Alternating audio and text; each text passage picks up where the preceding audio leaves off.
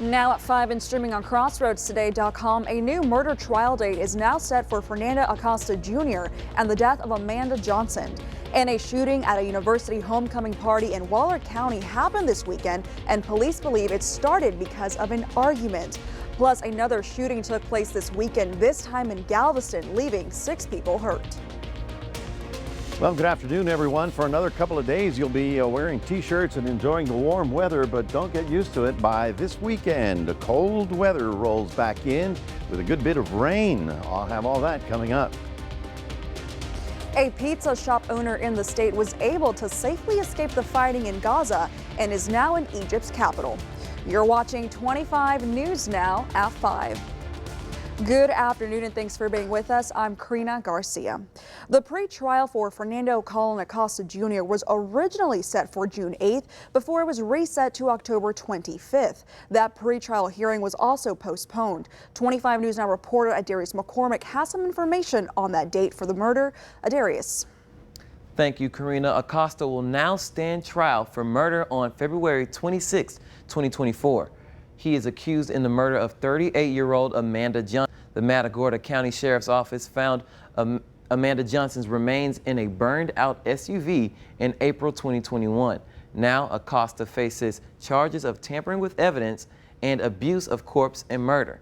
Any pretrial hearings prior to that murder trial date of February 26 are still to be determined. Amanda Johnson leaves behind 2 children. Right now, Acosta is out on bond for $500,000. Karina, back to you. Adarius, thank you. On Sunday, Victoria police arrested Madison Olivia Lucero. She faces 5 charges of human smuggling. Those charges come out of Kenny County. And now let's take a look at your forecast with Chief Meteorologist Mac Perez. Well, thank you very much. I hope you enjoyed the weekend, and today we were up into the 80s, but things are going to be changing by the end of this week. While we're under fairly nice weather right about now, big storm rolling out of the Rockies is going to set up in the Central Plains, and that is going to put some colder air down into our area and bring us a very good chance for rainfall. When does it get here? What time? How cold it'll be? I'll have all those answers for you coming up in just a few minutes. Stay tuned. Karina? Mac, thank you. As the war in the Mideast rages onward, the number of casualties is also rising. Hospitals in Gaza report at least 10,000 dead in the central Gaza Strip refugee camp over the weekend. While some Arab leaders are calling for a ceasefire between Israel and Hamas, the U.S. is advocating for a humanitarian pause to allow aid to enter to the area. The Israeli attacks on Gaza have claimed more than 9,700 lives over the past few weeks, according to the Palestinian Ministry of Health. We turned on the torch, and my siblings were alive, but I did not find my father. I finally found him next to me. I moved him. I moved his hands. I moved his face. He did not respond. The war between Israel and Hamas started last month after a Hamas attack killed around 1,400 Israelis. Hamas needs to be eliminated. Hamas, working with Iran, has been plotting and planning for months, if not over a year, to invade Israel, and Israel has a right to defend themselves. On Sunday, the Israeli military said its soldiers have made it to locations along the Gaza coast in line with the expansion of its ground operations.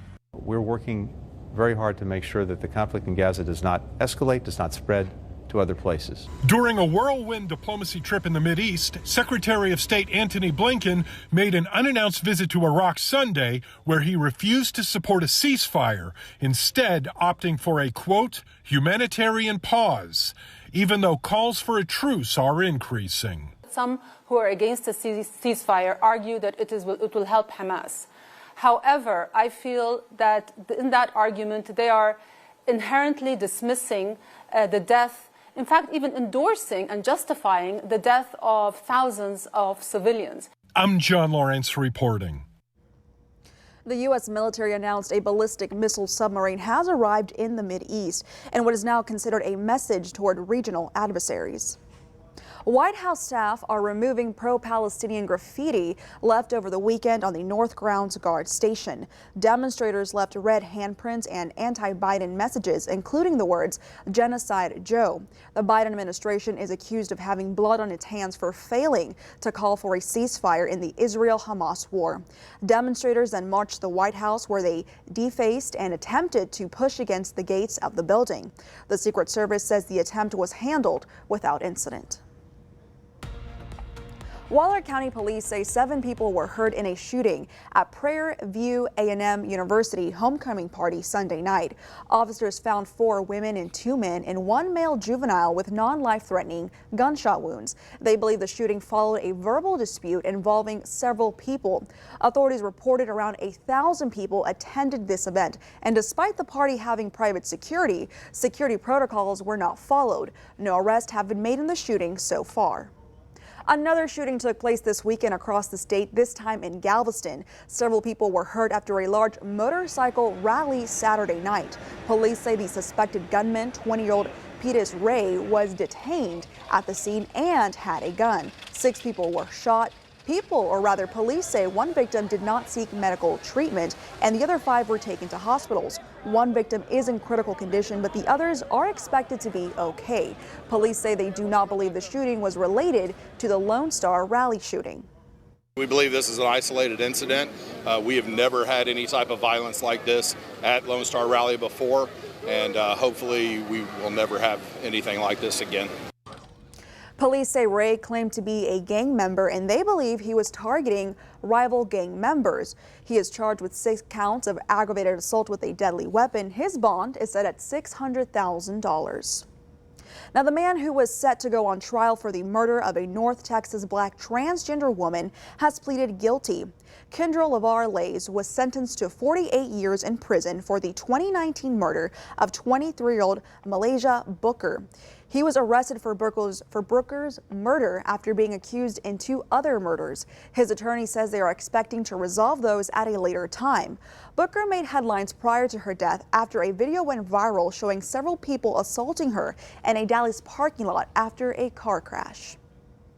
The capital murder trial of a convicted felon accused of shooting 2 women at Methodist Dallas Hospital began today. Police say Nestor Hernandez was out on parole with permission to be at the hospital because his girlfriend was giving birth. Police say once he was in the room with her, he accused her of cheating and began hitting her with a pistol. Jacqueline Pakua, a social worker, and Annette Flowers, a nurse, tried to help, but they were both killed. Now, this case actually led to a change in the Texas law. Senate Bill 1004 was proposed and passed after the shooting.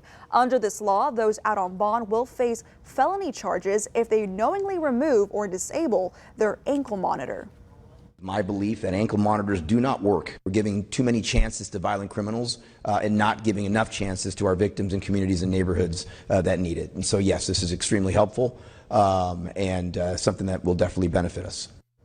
As for Hernandez, he will face a jury on capital murder charges expected to last around 2 weeks.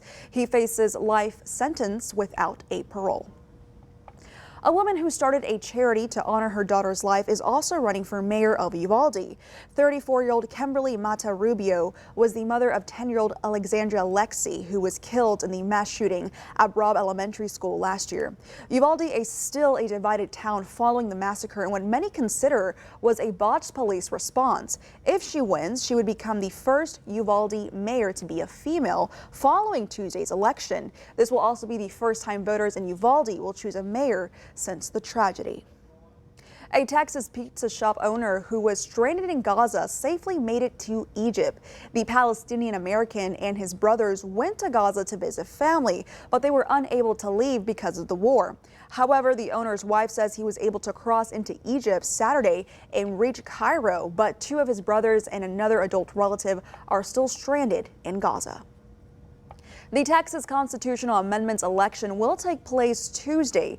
26 polling places will be open in Victoria County from 7 a.m. to 7 p.m. 14 constitutional amendments are on the ballot along with Proposition or rather along with a voting on Proposition A of the Quail Creek Utility District and on Proposition A, which covers Victoria County water control and improvement. So here is your viewer poll. Do you plan to vote tomorrow, yes or no, or have you voted already? Come to crossroadstoday.com/vote to take part, and Don Brubaker will have an update on 25 News Now at 6. And remember to subscribe to our YouTube channel, Crossroads Today. Hit the like button and click that notification bell. For now, stay with us. Former President Donald Trump has taken the stand in his civil fraud trial in New York. Straight ahead on 25 News Now at 5, we have the judge's comments on his testimony. Also ahead, a trial date is now set for the former officers accused in the beating death of Tyre Nichols.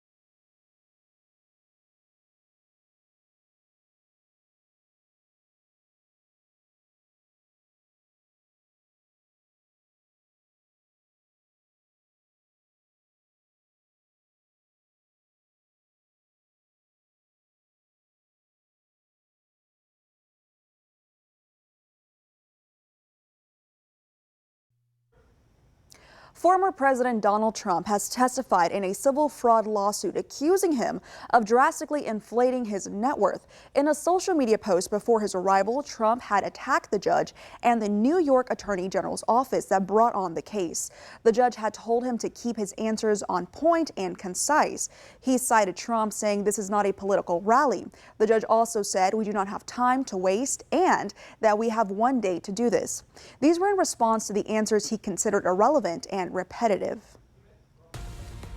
A trial date is set for the 4 former Memphis police officers accused in the beating death of Tyre Nichols. He was beaten to death after fleeing a traffic stop back in January. The trial will start in August 12th of next year. They are facing multiple charges, including second-degree murder. One man who may be testifying against them is former Memphis police officer Desmond Mills. He reached a plea deal last week regarding the incident. Part of that deal included a guilty plea and testifying against the other defendants. The CDC is expanding its Disease Watch program at 4 major U.S. airports. The agency will test for more than 30 germs at Boston Logan International Airport, San Francisco International Airport, the International Airport in Washington, D.C., and John F. Kennedy International Airport in New York. They are looking for antimicrobial resistance targets in viruses like the flu and RSV. This program started during the COVID-19 pandemic to detect new variants. It operates at 7 major U.S. airports. And the CDC says around 3.4 million Americans live with epilepsy. While some people recognize the signs of a seizure, the health experts say many Americans don't know all the symptoms. It's one of the most common neurological diseases. Epilepsy causes seizures, and the most well-known sign is convulsions. Where patients become stiff, they shake all over, they can bite their tongue, they can pee on themselves or defecate on themselves. Neurologist Dipali Namade with Orlando Health says there are also lesser-known subtle signs of which to be aware. A person could be having a seizure if they're staring into space, making a lip-smacking movement, or a gesture like they're picking at their clothes. Unnatural laughter can also be a potential sign, as well as numbness or tingling, blinking rapidly, and crying out or screaming. The seizure symptoms or the signs depends on which part of the brain your seizures are originating on. So they could vary from person to person. If someone is experiencing a seizure, Namade says to gently lay the patient on their side in a safe place, away from sharp or heavy objects that could hurt them, and loosen clothing around the neck like a tie or scarf. Do not put anything inside their mouth, especially spoon or your fingers. Patients are never going to swallow their tongue. It is physically impossible to swallow the tongue. Since seizures can last seconds or minutes, Namade says to time them and to call 911 if they continue for more than 5 minutes, if the person is hurt or pregnant, or if there's another medical condition happening at the same time, like a heart attack. For Health Minute, I'm Andy Gaither. The Great Sphinx remains one of the biggest mysteries of the Egyptian period. A recent study suggests wind could have had a bigger hand in shaping the formation than what was originally thought. The idea is that the Egyptians who created the Sphinx might have built it on a natural rock formation that already looked somewhat like a sphinx. The study suggests that wind-blown ridges of rock protruding from the ground can naturally erode into formations resembling, in this case, a sphinx. That's some pretty fancy artwork for the wind to do, but okay, we'll see what they have to say. Clouds have returned to the area, but still it's on the warm side. 78 degrees right about now. We managed to get up to, well, we don't have that yet, but it'll come in any moment. Mid 80s for today, tomorrow, and Wednesday, but Thursday night, big cold front coming in, a big change in your weather by the weekend. We'll have all the latest coming up in just a moment.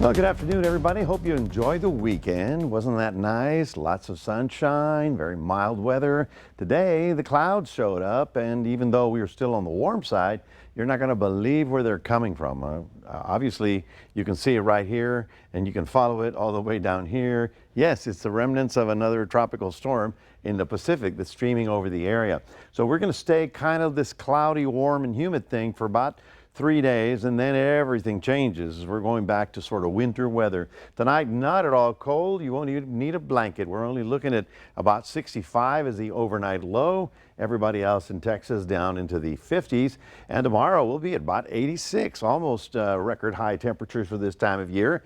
Very unusual that we're going to be in about 3 or 4 more days of that. And then the bottom drops off. We've got a big frontal system headed in our direction. Let's see where all that activity is going to be. As of this morning, low pressure in the Great Lakes, trailing end of a cold front sort of coming into Texas. The big thick cloud deck is really kind of more high clouds than anything, but we picked up that Gulf moisture and now we're picking up the upper level moisture, so it's not exactly sunny. And then we look to the northwest where things are getting really active. That's an interesting sign. By the time we get to Wednesday, we'll have a very deep low over North Texas. Remember, a low is kind of like the drain on your kitchen sink, right? Everything sort of sinks in there and goes round and round and round. Well, that is going to pull up even more moisture, pull up even more Pacific moisture, and then behind it, pack some colder air. Look at that. First big snow for northern New Mexico expected by Thursday. And then this thing sort of develops a frontal system and moves through our area. Got to show you this, and because we talked about it last week, you probably remember. This was Tropical Storm Pilar, which started about right here off of the Central America, continued out west, and now is going to weaken. But where's all that moisture going? It's getting trapped in the prevailing westerly winds, and where does it go next? Right to your house. So that's why I was telling you, we've got to watch even the remnants of these things down south because they can add to our weather. You know that I've been talking about Europeans' weather for about a week because they've been absolutely hammered by huge storms. Now, here's number one. Number two is right over them. But number three, right about there, you see it coming in. Probably by Thursday when we start cooling down, they're going to get slammed by another windstorm. 75-mile-an-hour hurricane force winds blowing through all of not only the UK, but of all the European continent. And believe me, this is going to be a one for the record books in terms of worldwide weather. Of course, this is all part of the global weather crisis that we're in. And all these storms are just amazingly unusual for what we normally get. So for those of you in Port Lavaca, we start off at 69, getting up to about 80, looking for a pretty good looking day with clouds and a little bit of sun. Probably more clouds than sun, but still okay. 65 the low, 84 the high tomorrow in the Cuero area. And we'll take a look at our warm weather for Tuesday, Wednesday, and Thursday. Thursday night, the frontal system comes in about midnight. You'll feel it on Friday when the temperatures drop about 20 degrees. So we'll have some chilly, wet days coming in as we get into this weekend. Now that is Veterans Day weekend. And I know we have a parade on Saturday. So we'll have to be watching that weather for you as we get into the week.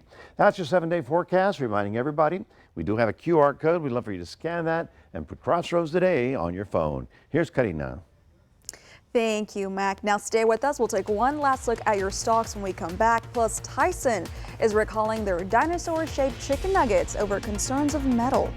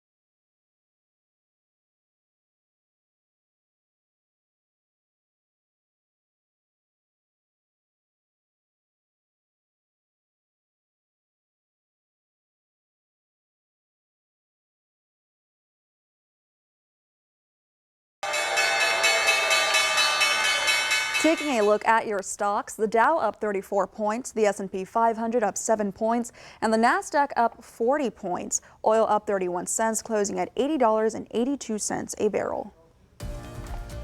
Chicken giant Tyson is recalling 30,000 pounds of its dinosaur-shaped chicken nuggets. Some people have found bits of metal inside the nuggets. The problems were all found in 29-ounce packages that were produced in early September.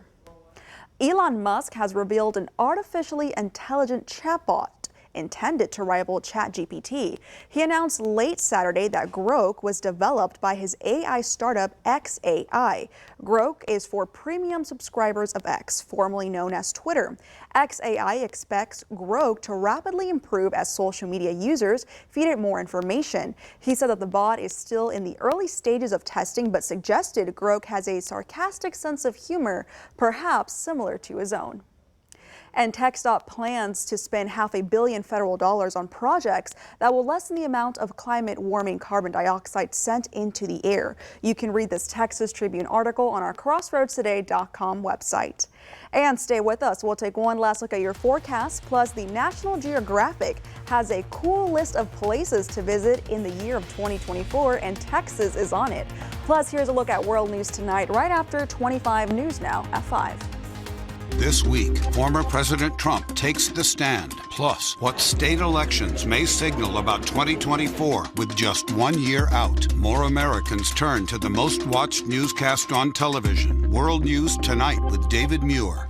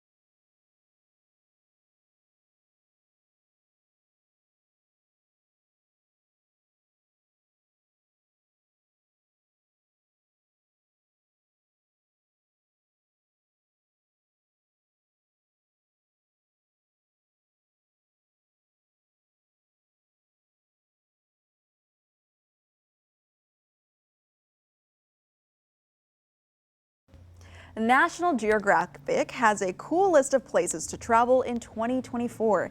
In the U.S., both New York and Texas made the cut. Texas is recommended for having several great spots to catch next year's total solar eclipse. About half of the 30 places on the list are in Europe, including the ruins of Pompeii. Other cool spots include Lima, Peru, and Mexico's Yucatan Peninsula. Oh, wow. I recognize that. That was a Riverwalk in San Antonio. And they're comparing that to, okay, well, I'm glad they like it. We got other stuff in Texas, too, besides that Riverwalk, I know. would say. There are other things we can do and see. I mean, but if you think about San Antonio, what do you think of? Besides the Alamo.